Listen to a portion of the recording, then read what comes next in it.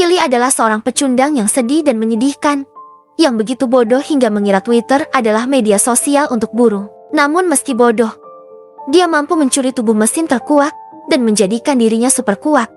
Menjadi manusia terkuat yang pernah ada. Tidak ada yang tahu bagaimana dunia menjadi seperti ini. Namun suatu hari, penularan tiba-tiba terjadi dan manusia kehilangan kemampuan untuk terhubung dengan kota dan mengendalikannya.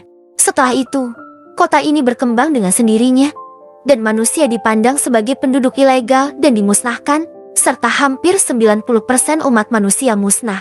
Para penyintas yang tersisa mencoba yang terbaik untuk bertahan hidup dengan bersembunyi dari mesin yang memburu mereka dan mengais makanan apapun yang mereka dapatkan untuk bertahan hidup. Sekelompok remaja keluar dari desa tersembunyi mereka untuk mencari makanan, dan mereka berlari secepat mungkin, mengambil tindakan pencegahan yang diperlukan agar tidak terdeteksi oleh menara pengawas. Saat itu, pemimpin kelompok bernama Zuru menyuruh mereka berhenti, karena dia dapat mendeteksi menara pengawas di dekatnya. Jadi, mereka harus bergerak dengan sangat hati-hati agar tidak terdeteksi. Saat mereka berjalan, salah satu anggota kelompok memberitahu Zuru untuk tidak menjadi banci, karena dia bisa melihat betapa gelisah dan takutnya dia. Dia menjawab, mengatakan kepadanya bahwa mereka tidak boleh lengah karena mereka tidak pernah tahu apa yang bisa terjadi. Saat mereka melanjutkan perjalanan, mereka dapat melihat bahwa area tersebut sedikit berbeda dari peta mereka karena pembangun telah meningkatkan area tersebut. Jadi, mereka sangat khawatir apakah ini jalan yang benar, dan sebagian besar anggota ingin kembali karena mereka tahu mereka mungkin tersesat, dan itu tidak aman sama sekali. Saat itu, Zuru melihat pintu keluar, dan mereka memutuskan untuk tidak berhenti dan melanjutkan misi mereka. Mereka langsung melompat turun dari pintu keluar. Namun saat melompat, Tei tidak sengaja menjatuhkan baterai cadangan, dan karena itu, mereka mulai berdebat tentang kecerobohannya karena baterai tersebut sangat berharga dan sulit ditemukan. Tapi Fusata, yang menyukai Tei, bertingkah seperti anjing kecil yang baik dan mencoba yang terbaik untuk bertahan. Tiba-tiba, seorang pembangun raksasa muncul dengan ukuran sebuah bangunan, dan melihat ini, mereka semua sangat ketakutan akan nyawa mereka. Tapi Zuru dengan tenang menyuruh mereka untuk tenang karena pembangun tidak memperhatikan manusia. Dengan itu, mereka melanjutkan misinya. Tetapi saat mereka berlari, Zuru segera memperhatikan menara pengawas, dan menara itu berada tepat di antara jalan mereka. Mereka segera bersembunyi darinya, dan semua orang mulai panik, saling mengatakan bahwa mereka seharusnya mendengarkan orang dewasa, dan mereka sebaiknya pulang saja. Tapi Zuru dengan tenang mengatakan kepada mereka bahwa mereka akan melakukannya karena mereka sudah berhasil sejauh ini dan akan sia-sia jika kembali. Semua orang setuju, karena mereka percaya bahwa mereka akan mampu menangani pengamanan tersebut. Bagaimanapun, Zuru ada bersama mereka dan dia telah dijamin oleh penduduk desa bahwa dia adalah seorang electrofisher yang kuat dan kompeten, sama seperti orang dewasa di desa mereka. Saat mereka berjalan, Tei berterima kasih kepada Zuru karena telah melakukan semua ini karena dia tahu bahwa dia melakukannya demi adiknya. Zuru menjawab, memberitahunya bahwa ini bukan hanya untuk adiknya yang sakit. Lagi pula, hampir tidak ada lagi yang bisa dimakan di desa. Setelah itu, mereka akhirnya dapat menemukan pipa-pipa lumpur tersebut. Dan ketika mereka berusaha mengumpulkan lumpur tersebut sebagai sumber makanan, mereka menyadari bahwa lumpur tersebut telah benar-benar kering, dan mereka sangat sedih karena seluruh kerja keras mereka sia-sia, mengeringkan. Dan tiba-tiba, menara pengawas dapat mendeteksinya, dan segera mengaktifkan pengamanan untuk menghapusnya. Semua orang mulai panik, dan Zuru menyuruh mereka mundur karena terlalu banyak pengamanan yang harus dia tangani. Saat mereka berjalan, anggota grup dihapus oleh pengamanan satu persatu. Saat itu, Zuru bisa mendengar Tei berteriak meminta nyawanya. Jadi, dia segera pergi menyelamatkannya, dan entah bagaimana, dia bisa datang tepat waktu untuk menyelamatkannya. Namun saat melakukan hal itu, dia malah terjatuh ke tingkat yang lebih dalam di kota. Perlindungan segera datang setelahnya. Dan Zuru tidak punya pilihan selain terus melarikan diri dari mereka meskipun dia sangat kesakitan. Saat penjaga hampir menangkap Zuru, seorang pria tiba-tiba muncul, dan dia menembakkan sinar plasma yang sangat kuat ke arah penjaga, menghapus semuanya dan menyelamatkan nyawa Zuru. Tapi untungnya teman-temannya bisa datang tepat waktu untuk menyelamatkannya. Zuru dan teman-temannya melihat pria itu dan melihat alat bercahaya di lehernya, dan mereka menyadari bahwa penjaga telah berhenti mengejar mereka, dan menara pengawas tidak dapat mendeteksinya. Pria itu segera menyuruh mereka melepas tutup kepala. Karena dia ingin melihat mata mereka, teman-temannya ragu melakukannya. Tapi Zuru tetap melakukannya, dan dia melepas tutup kepalanya. Teman-temannya sangat terkejut karena mereka melihat menara pengawas tidak bereaksi bahkan ketika dia melepas tutup kepalanya. Ceti, mereka memutuskan untuk melepas tutup kepala mereka juga. Pria itu memindainya, dan dia dapat melihat bahwa mereka tidak memiliki apa yang dia cari. Ceti, dia bertanya kepada mereka apakah mereka mengenal manusia yang memiliki gen terminal. Mereka bingung dengan pertanyaan itu, dan Zuru memberitahu pria itu bahwa dia tidak tahu apa yang dia bicarakan. Tapi dia mengatakan kepadanya bahwa karena dia menyelamatkan nyawa mereka, dia bersedia membawanya ke desa mereka, di mana orang dewasa mungkin tahu apa yang dia bicarakan. Dan sebelum pergi, Zuru menanyakan nama pria itu, dan dia menjawab bahwa namanya adalah Kili, yang merupakan seorang manusia. Saat mereka dalam perjalanan, Zuru memberitahu Kili bahwa desa mereka berada di dalam perimeter di depan. Dan begitu mereka sampai di dalam perimeter, mereka akan baik-baik saja karena penjaga tidak bisa masuk ke dalam perimeter. Dia mengatakan kepadanya bahwa tidak ada yang tahu bagaimana perimeter bekerja untuk mencegah masuknya penjaga. Tapi yang penting adalah itu membuat mereka tetap aman. Saat mereka sampai di pintu masuk desa, mereka segera dihentikan oleh Sutetsu dan kepala desa yang sedang bertugas jaga. Mereka sangat prihatin terhadap Zuru dan teman-temannya, dan ketika melihat mereka tidak memakai tutup kepala, mereka langsung bertanya mengapa mereka semua menunjukkan wajah mereka karena mereka akan dalam bahaya jika menara pengawas mengenali mereka sebagai manusia. Mereka menjelaskan bahwa mereka akan baik-baik saja selama mereka bersama Kili, dan memberitahu mereka bahwa dialah yang menyelamatkan hidup mereka. Dan mereka cukup yakin bahwa dia adalah manusia. Mereka tidak mempercayainya sama sekali dan memberitahu mereka bahwa mereka telah mendengar berita bahwa ada penjaga yang terlihat persis seperti manusia. Baik Sutetsu dan kepala desa mendatangi mereka dan bertanya kepada Zuru apakah hanya 3 dari mereka yang selamat. Zuru menjawab bahwa dia menyesal karena pembasmi tiba-tiba diaktifkan dan mereka langsung dimusnahkan. Setelah menggunakan otak Iki 100 miliknya, kepala desa memutuskan untuk membiarkan Kili, dan karena dia tahu bahwa penjaga tidak akan bisa masuk ke dalam perimeter, dan mereka bisa melihat bahwa Kili bisa masuk ke dalam.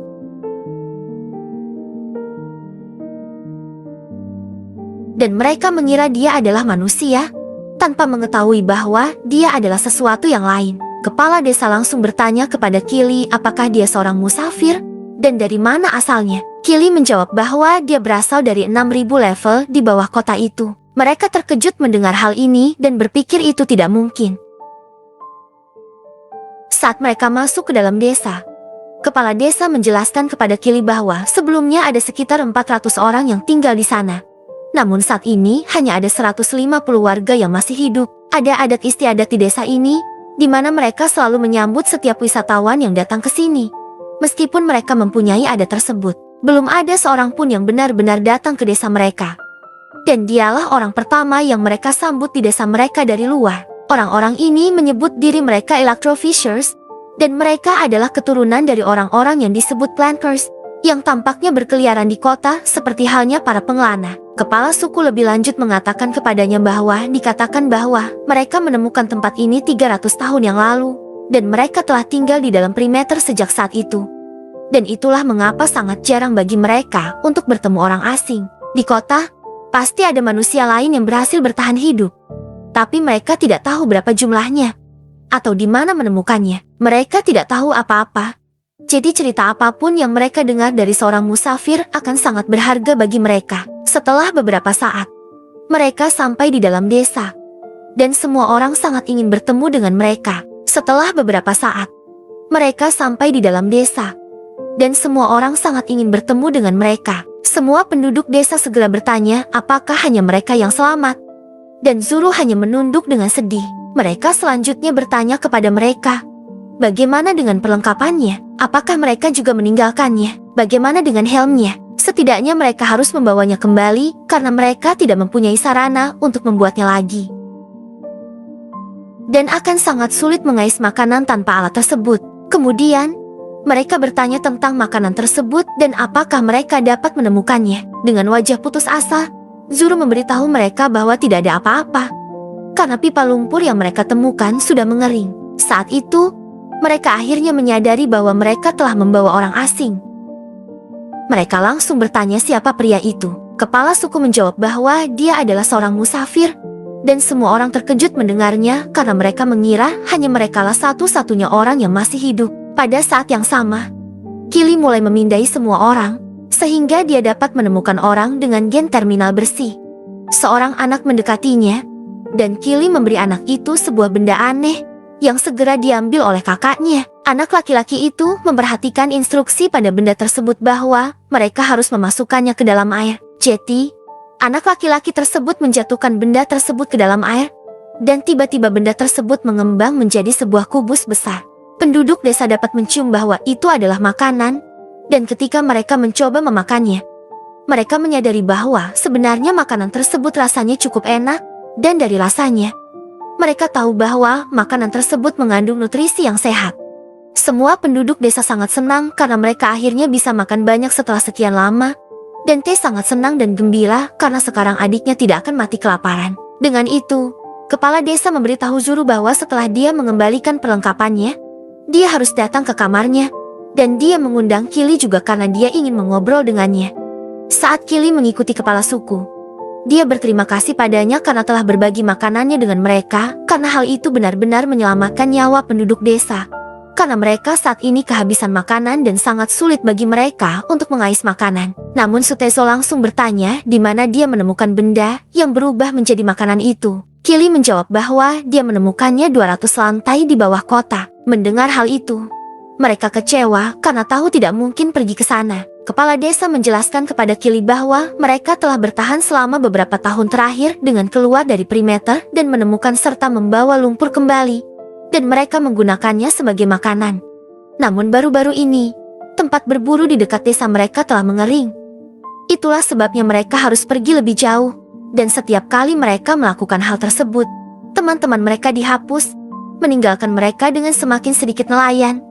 Dan itulah sebabnya bahkan anak-anak pun harus mengambil alih pekerjaan orang dewasa. Saat mereka duduk di kamar kepala suku memberitahu Kili bahwa dia telah mendengar dari Zuru bahwa dia harus menghapus 4 pembasmi hama sekaligus.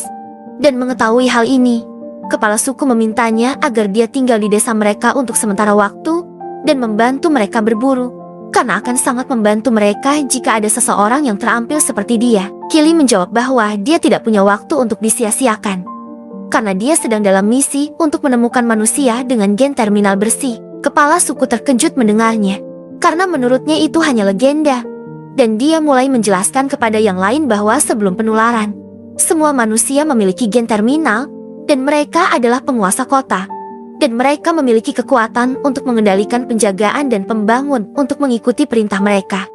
Zuru dan Sutezo benar-benar terkejut mengetahui hal ini, karena jika mereka memiliki gen terminal bersih, maka mereka dapat menghentikan pengamanan dan para pembangun juga berhenti membangun kota sendiri, dan mereka akan dapat hidup bebas. Sutezo pun ikut bersemangat mendengarnya. Namun ia tahu hal seperti itu tidak mungkin terjadi di desa mereka. Tapi kemudian, kepala suku segera memberitahu mereka bahwa dia sebenarnya pernah mendengar tentang gen terminal bersih sebelumnya. Dan konon letaknya tepat di bawah desa ini. Tempat ini biasanya dikenal sebagai kuil yang membusuk di kalangan penduduk desa. Dan mereka telah diperingatkan dari generasi ke generasi agar tidak mendekati tempat tersebut.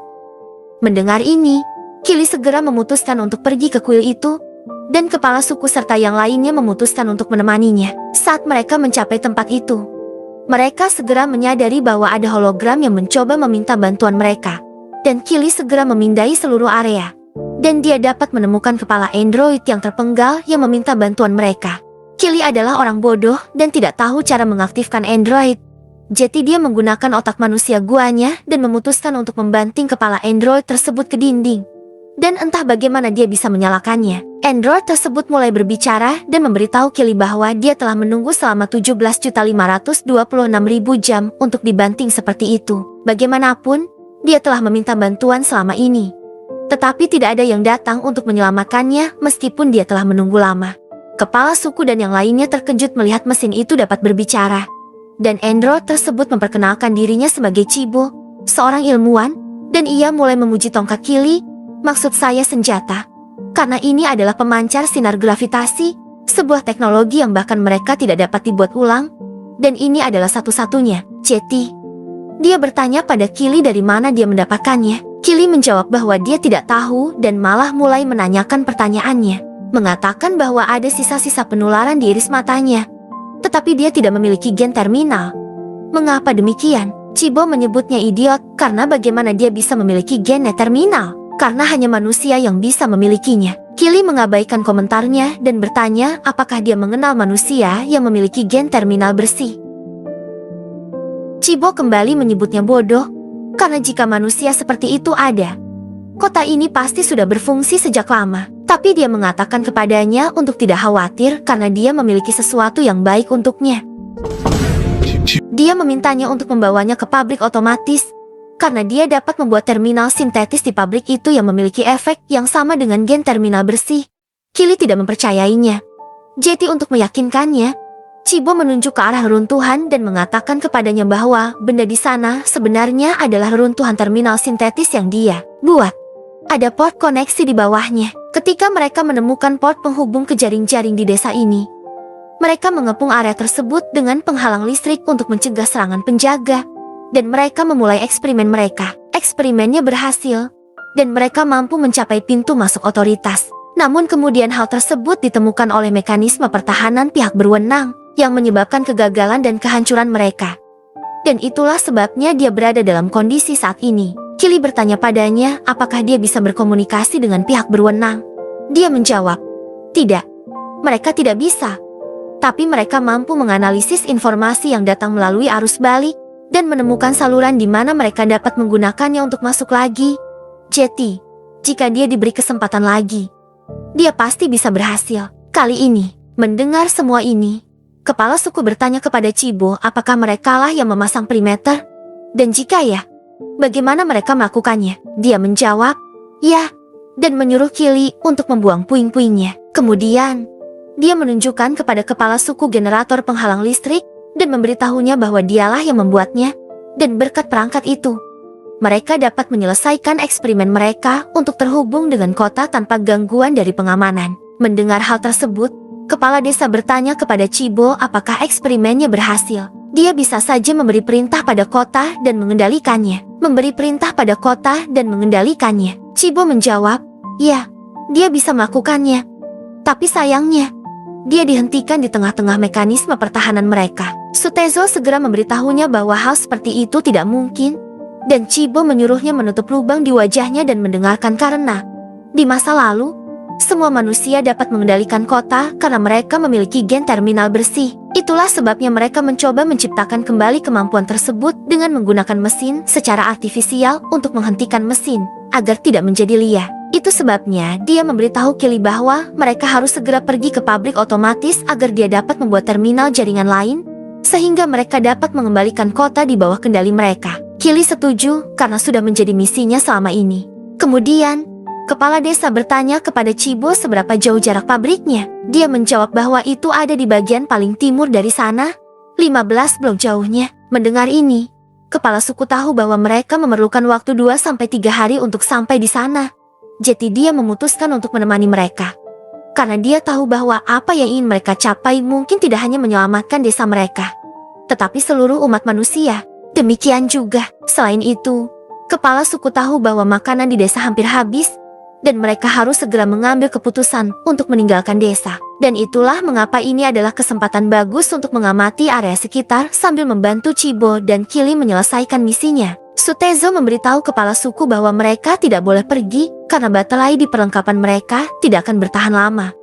Dan tanpa peralatan, mereka akan ditangkap oleh petugas pengaman. Dan mereka juga harus membawa makanan untuk perjalanan. Dan makanan yang tersisa di desa mereka sudah sangat sedikit.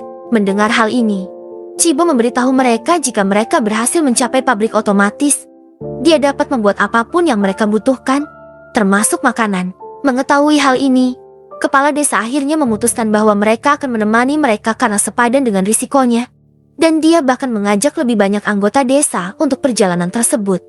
sehingga mereka dapat meningkatkan peluang mereka untuk menyelesaikan misi, untuk mengantarkan Chibo ke pabrik. Saat mereka berjalan, semua orang dibuat takut oleh kepala Chibo yang dipenggal, dan mereka bertanya-tanya apakah yang dikatakan Chibo kepada mereka benar, bahwa dia bisa membuat makanan di pabrik itu juga. Dia menjawab ya, dan memberitahu mereka bahwa dia dapat dengan mudah membuat ribuan jatah portabel, seperti yang diberikan Kili kepada mereka. Mereka semua senang mendengarnya dan memutuskan untuk memberikan segalanya untuk mencapai misi ini. Saat mereka berjalan, kepala suku segera menyuruh mereka berhenti, karena dia melihat sebuah menara pengawas tepat di atas jalan mereka. Tapi Kili lewat begitu saja dengan percaya diri, dan dia bahkan tidak memicu menara pengawas. Mereka memutuskan untuk berkemah pada malam hari di salah satu bangunan, dan saat mereka duduk bersama, Zuru mengingat teman-temannya dan bagaimana mereka dihapus, karena dia merindukan mereka. Kemudian, pada larut malam, saat semua orang sedang tidur, Chibo mencoba membuat plot dengan Kili, namun sayangnya, dia tidak bisa karena dia hanya memiliki kepala dan mulutnya tidak berfungsi. Jeti, dia menceritakan kepadanya sebuah cerita tentang bagaimana ada orang lain yang bersamanya sebelumnya, tapi mereka semua meninggal. Dia lebih lanjut mengatakan kepadanya bahwa dia adalah kepala ilmuwan di Kaido, sebuah distrik yang jauh dari sana. Di distrik tersebut, mereka menggali beberapa informasi dari sisa-sisa kota dan berhasil menggunakannya untuk menyelamatkan nyawa manusia. Namun mereka tahu hal itu tidak akan bertahan lama, sehingga tim ilmuannya melakukan percobaan dan menemukan sebuah solusi untuk menstimulasi gen terminal bersih. Setelah mengetahui hal ini, dia sendiri dan rekan kerjanya memulai ekspedisi. Keesokan harinya, mereka melanjutkan perjalanan, dan akhirnya sampai di pintu masuk pabrik otomatis. Dan Chibo memberitahu semua orang bahwa ada banyak pabrik di kota itu, tapi pabrik ini yang paling dekat dengan desa mereka. Setelah itu, Chibo meretas sistemnya, dan dia mampu membuka pintu masuk untuk memasuki pabrik. Mereka berjalan masuk ke dalam pabrik, dan semua orang terkagum-kagum dengan pemandangan itu, karena mereka belum pernah melihat yang seperti ini. Chibo memberitahu Kili untuk meletakkannya di konsol, dan dia segera mulai meretas sistem dan mengaktifkan pabrik. Kemudian, dia mulai membuat makanan yang dia janjikan. Dan semua orang sangat senang melihat banyaknya makanan yang dia buat, karena mereka tahu mereka tidak perlu khawatir tentang makanan lagi. Dengan itu, Chibo mengaktifkan sistem untuk memunculkan terminal jaring sintetis. Dia memberitahu Kili untuk mengambil terminal sintetis dan bersiap untuk melarikan diri, karena dia mengalami sedikit masalah saat mekanisme pertahanan mencoba untuk menimpanya. Saat itu, Chibo kehilangan daya, dan tiba-tiba semua alarm di pabrik terpicu, dan pengamanan segera diaktifkan, dan mereka siap untuk menghapusnya. Semua orang panik, tapi kepala suku memberitahu semua orang bahwa mereka harus dibagi menjadi dua kelompok dan mundur. Tim kargo akan berangkat terlebih dahulu, sedangkan pesawat tempur akan menarik pengaman dan mengeluarkannya. Saat mereka bertarung melawan penjaga, mereka dapat melihat dan takjub melihat betapa kuatnya Kili, karena dia mampu mengalahkan sejumlah besar penjaga secara instan, dan dia bahkan dapat membunuh mereka dengan pisau. Di tempat lain, tim kargo diserang oleh penjaga, dan karena itu mereka tertinggal. Saat tim petarung bertemu dengan tim kargo, Zuru langsung bertanya tentang T. Mengetahui bahwa dia tertinggal, dia segera mengejarnya, dan untungnya, dia dapat menemukannya masih hidup. Setelah itu, mereka semua berkumpul tetapi tiba-tiba segerombolan besar penjaga menyerang mereka, dan mereka mengira inilah saatnya. Saat itu, penjaga itu tiba-tiba terhalang oleh medan listrik, dan Chibo masuk dengan tubuh barunya, menanyakan Kili bagaimana penampilannya. Kemudian, dia menyuruh mereka semua bersiap untuk melarikan diri karena penghalang listrik hanya akan bertahan selama 30 detik. Mereka berlari secepat yang mereka bisa, dan mereka semua bisa masuk ke dalam mobil. Chibo mencoba yang terbaik untuk meretas dan mengaktifkan mobil tersebut, tetapi sudah terlambat karena pengamanan telah mengejar mereka, dan mereka dapat menghentikan pergerakan mobil secara manual. Semua orang kehilangan harapan, berpikir bahwa inilah saatnya bagi mereka. Saat itu, Kili melangkah dan menyuntik dirinya sendiri dengan tembakan booster, dan dia menggunakan seluruh kekuatannya pada pistolnya dan mampu menembakkan sinar yang kuat, membunuh semua penjaga. Tapi di saat yang sama, Kili kehilangan kesadarannya. Kemudian, ketika dia bangun, mereka menggendongnya di punggung mereka, dan mereka telah mencapai pintu masuk. Saat mereka melangkah masuk ke dalam desa, semua orang melihat ke arah Chibo, karena dia adalah wanita yang sangat tinggi dengan pantat yang bagus, dan mereka semua mulai simping padanya, seperti yang dilakukan Todo dan Itadori. Setelah itu, semua orang di desa berkumpul di satu tempat, dan kepala desa memberitahu semua orang bahwa mereka akan mengheningkan cipta untuk semua orang yang telah hilang dalam beberapa tahun terakhir. Dan dengan itu, mereka memulai pesta mereka untuk pertama kalinya setelah sekian lama berjuang dan bertahan hidup. Semua orang sangat senang, karena kepala desa dan yang lainnya telah membawa pulang begitu banyak makanan ke desa sehingga bisa bertahan lama. Di tempat lain, Zuru pergi menemui Kili yang sedang tidur di kamar, dan dia mengatakan kepadanya bahwa semua orang di desa bahagia karena desa terselamatkan, karena mereka tidak akan mati kelaparan lagi. Dia bertanya padanya apakah eksperimen Chibo berhasil. Apakah dia akan tetap melanjutkan perjalanannya? Kemudian, dia bertanya padanya apakah dia bisa tinggal di desa mereka, dan sebagai imbalannya, dia akan menjadi rekan plotnya. Saat itu, Chibo memasuki ruangan, dan dia membangunkan Kili, memberitahunya bahwa dia membutuhkan bantuannya sebelum menghubungkan ke terminal sintetis. Keduanya meninggalkan ruangan, meninggalkan Zuru sendirian. Pada saat yang sama, Suketsuo melihat ini. Jadi dia segera mengambil kesempatan ini untuk pergi dan menghiburnya, karena dia diam-diam berencana menjadi rekan plotnya. Tapi Zuru menyadari hal ini dan mengatakan kepadanya bahwa dia tidak tertarik, karena dia sangat bodoh sehingga dia mengira Gluteus Maximus adalah kaisar Romawi. Dan dengan itu, dia keluar kamar sementara Sutetsuo mulai mengejarnya. Saat itu, dia dan yang lain melihat Tei membawa perlengkapan Electrofisher, dan mereka menyaksikan dia menembakkan senjatanya ke arah generator penghalang listrik. Dan karena ini, penghalang listrik dimatikan, dan menara pengawas segera diaktifkan. Ternyata selama misi mereka untuk mengambil terminal sintetis, Tei digantikan dan dibunuh oleh salah satu penjaga canggih, yang bahkan bisa masuk melalui penghalang untuk menyusup ke desa mereka dan menemukan cara untuk menonaktifkan penghalang listrik. Dengan ini, Tei berubah menjadi bentuk aslinya, dan lengan sang kepala suku dipotong saat dia mencoba menyelamatkan Fusata, yang kaget melihat Tei seperti ini. Setelah bertransformasi, perlindungan memperkenalkan dirinya kepada semua orang sebagai Sanaken, perwakilan dari perlindungan, dan memberitahu mereka bahwa dia ada di sana untuk menghilangkan semua penduduk ilegal yang tidak memiliki gen terminal bersih. Dengan ini, dia tanpa ampun mulai membunuh seluruh penduduk desa satu persatu. Sebo dan Kili segera menyadari hal ini, dan Sebo mengatakan kepadanya bahwa mereka harus bergegas menjalankan misi mereka untuk terhubung ke internet. Tapi Kili memutuskan untuk menyelamatkan penduduk desa, sehingga keduanya berpisah. Sanaken segera memberikan perintah ke menara pengawas, dan menara itu mulai mengirimkan penjaga ke dalam desa untuk membunuh semua orang. Pada saat yang sama, kepala suku memberitahu Suketsuo untuk mengumpulkan penduduk desa yang tersisa dan naik ke menara, dan mereka akan bertarung melawan penjaga dari puncak menara. Dan dia mampu menemukan dan menghancurkan menara pengawas, mencegah penjaga agar tidak bertelur lebih banyak lagi. Di tempat lain, Sebo mulai menyiapkan dan mengaktifkan terminal sintetis, dan dia mulai menghubungkan dirinya ke internet. Fusata benar-benar patah hati saat mengetahui bahwa Tei telah meninggal, karena dia benar-benar mencintainya. Tetapi suruh menghiburnya dengan menyuruhnya untuk menumbuhkan keberanian dan mulai bertingkah seperti laki-laki. Dengan ini, mereka semua pergi ke medan perang dan mulai bertarung melawan Sanaken. Dan Kili juga ikut bertarung. Pertarungan mereka yang begitu destruktif membuat semua orang mengira kalau mereka adalah monster karena Kili sama sekali tidak bertarung seperti manusia. Kili mencoba yang terbaik untuk menghapus Sanaken, tapi dia terlalu kuat untuknya. Dan dia segera kehilangan lengannya saat bertarung dengannya. Saat mereka bertarung, Kili dan Sana terjatuh jauh di bawah desa, dan Sana mampu mengalahkan Kili dalam pertarungan mereka. Dan dia segera melucuti senjatanya. Kemudian dia memunculkan senjata raksasa yang bekerja dengan cara yang sama seperti pemancar sinar gravitasi untuk melenyapkannya. Karena dia tahu itu tidak akan efektif terhadapnya. Lalu dia bertanya padanya apakah tubuhnya milik penjaga yang dicuri. Dan dia bertanya apakah dia akan mengembalikan tubuhnya. Tapi Kili tidak menjawab apapun karena matanya terlalu sibuk menatap kakinya yang panjang dan seksi.